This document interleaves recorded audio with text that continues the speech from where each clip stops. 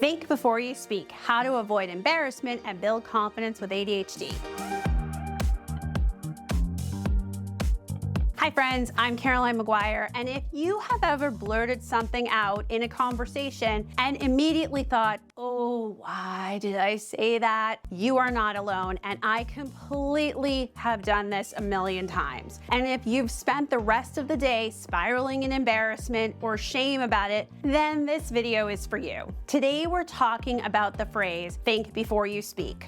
Why it's not as easy as it sounds when you have ADHD, how impulsivity and emotional intensity play a role, and most importantly, how you can build awareness and reduce those "I can't believe I just said that" moments. Because here's the truth, thinking before you speak isn't just about being polite, it's about feeling in control of your voice, your relationships, and your confidence. And although it is easier said than done, it is a skill I work on with many clients and I myself have been working on for years. All right, let's get into it. Step one, why it's hard to think before you speak with ADHD. Let's start with why this is so tough. When you have ADHD, your brain processes information quickly, emotionally, and sometimes out loud. You might speak to process. You might jump in to avoid forgetting your thought. You might get so excited or upset that you don't notice the moment where a pause would help. That's not a failure of character. That's executive function in action, specifically challenges with impulse control, self-monitoring, and emotional regulation. So when someone says, just think before you speak,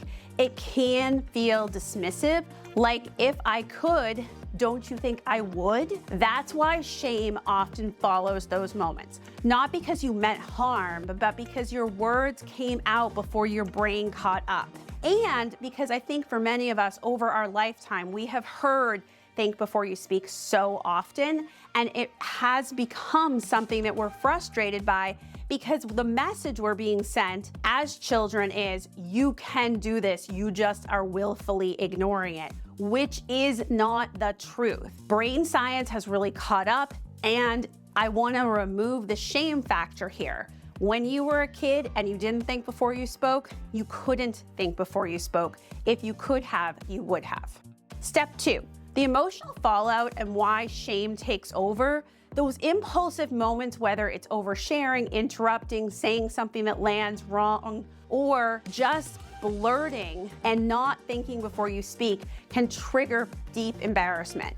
And for people with ADHD, that embarrassment quickly turns into shame. Shame that says, you always do this, you're too much, no one's going to take you seriously. That's that shame gremlin. But remember, here's the truth. You are not your impulsive moments. They are signals, not summaries. With the right tools, you can learn to catch yourself before the spiral or recover with grace. Step three, tools that help you pause before you speak. So what can you do? Here are a few ADHD-friendly strategies to help you pause without trying to become someone you're not. Body first, brain second. When you feel that rush to speak, check your body. Are you tight in your chest? Is your heart racing? That's your cue to pause, even if it's just one breath to create space. Use a buffer phrase. Practice simple phrases like, let me think how I want to say this, or give me a second to find the right words. These buy you time to signal to others that you're being intentional. And I've been practicing this for a long time, and I find that sometimes I mess up, of course, but sometimes I actually pause and take that beat, and then it becomes more of a habit. Mental sticky notes. Imagine a yellow sticky note in your mind that says, wait,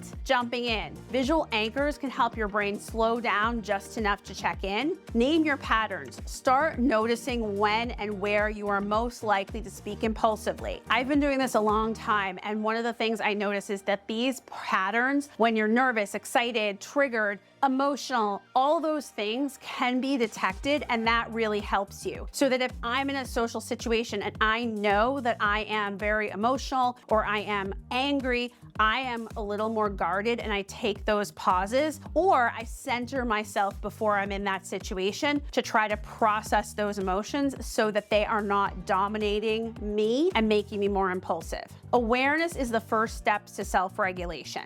Step 4, repair and reframe when it happens. Even with these strategies, you're still gonna have those moments. You're still gonna be ADHD. We all do. And I've been doing this a long time. I work with many clients. Let me first tell you, there is no 100%. And if anybody tells you there's 100%, they haven't been doing this themselves. Here's how to recover without spiraling. Acknowledge it quickly. Oops, that came out too fast. Let me rephrase. Laugh it off with grace. Say a classic ADHD moment. I get excited and my mouth outruns my brain. Offer clarity if needed. I meant that differently. Can I try again? The more you practice recovering with kindness, and I mean kindness to yourself, the less power the shame has over you. And I always find that clients tell me, and many of you have written me, that having a recovery plan, I think that pivot plan is essential, because I think that pivot plan makes us feel more empowered. Like, I got this. I know what to do. Step 5, belonging doesn't require perfection. The heart of this issue isn't just about words, it's about connection. We all want to be understood, respected, and taken seriously. But when you live in fear of saying the wrong thing, it's hard to show up authentically. Thinking before you speak isn't about censoring who you are. It's about giving space to yourself to communicate with clarity and confidence so that the message you intended is the message that lands. And every time you pause or self-correct with kindness